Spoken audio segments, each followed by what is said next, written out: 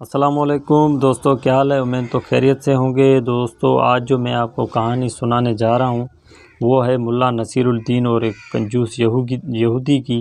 دوستو کہانی سٹارٹ کرنے سے پہلے آپ سے ایک چھوٹی سی ریکویسٹ ہے کہ اگر آپ میرے چینل پر نئے ہو تو برائے مہربانی میرے چینل کو سبسکرائب اور بیل آئیکن کو ضرور پریس کریں۔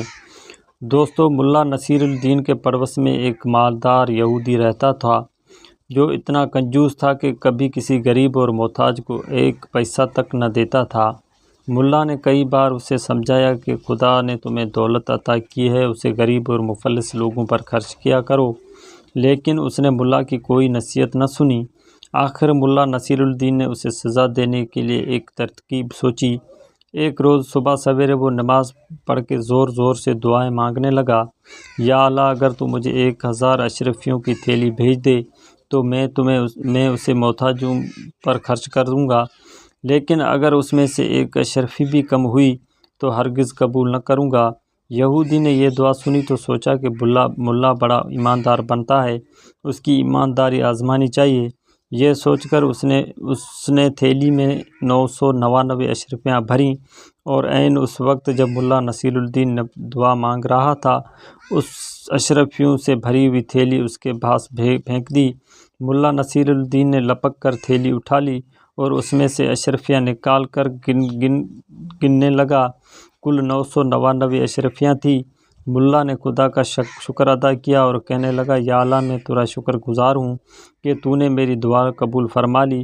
ایک اشرفی کم ہے تو کوئی بات نہیں، یہ اشرفی پھر کبھی دے دینا۔ یہودی نے جب ملا نصیر الدین کے یہ الفاظ سنے تو سخت پریشان ہوا اور دل میں کہنے لگا کہ یہ ملا تو بہت چالاک ہے، اس نے دھوکے سے میری اشرفیاں اٹھا لیں۔ اور وہ بھاگا ملا کے پاس آیا اور کہنے لگا، تم بے ایمان شخص ہو، لاؤ میری اشرفیاں واپس کرو۔ تم نے تو کہا تھا کہ 1000 میں سے ایک اشرفی بھی کم ہوئی تو واپس کر دوں گا، لیکن اب تو 999 اشرفیاں قبول کرنے پر تیار ہو۔ ملا نصیر الدین غصے سے کہنے لگا، تم کون ہوتے ہو مجھ سے اشرفیاں مانگنے والے؟ یہ تو میرے خدا نے مجھے بھیجی ہیں، جاؤ اپنا کام کرو۔ یہودی سیدھا قاضی کی عدالت میں گیا اور اس کے خلاف مقدمہ دائر کیا۔ قاضی صاحب نے یہودی کو حکم دیا کہ ملا نصیر الدین کو بلا کر لاؤ، ہم ابھی فیصلہ کر دیں گے۔ یہودی نے ملا نصیر الدین کے پاس آ کر کہا، چلو تم قاضی صاحب بلاتے ہیں۔ ملا نے جواب دیا، تم دیکھ رہے ہو کہ میرا لباس پھٹا ہوا پرانا ہے، میں اس شرط پر جانے کے لیے تو تیار ہوں کہ تم مجھے اچھے کپڑے لا کر دو۔ یہودی نے یہ شرط بھی منظور کر لی اور صاف ستھرے کپڑے ملا کو لا کر دے دیے۔ ملا نصیر الدین بیش وقت قیمتی لباس پہن چکا تو کہنے لگا، میاں یہودی، کیا اتنا قیمتی لباس پہن کر پیدل ہی قاضی کی عدالت میں جاؤں گا؟ لوگ دیکھیں گے تو دل میں کیا کہیں گے؟ جاؤ اپنا گھوڑا لے کر آؤ اور اس پر سوار ہو کر جاؤں گا۔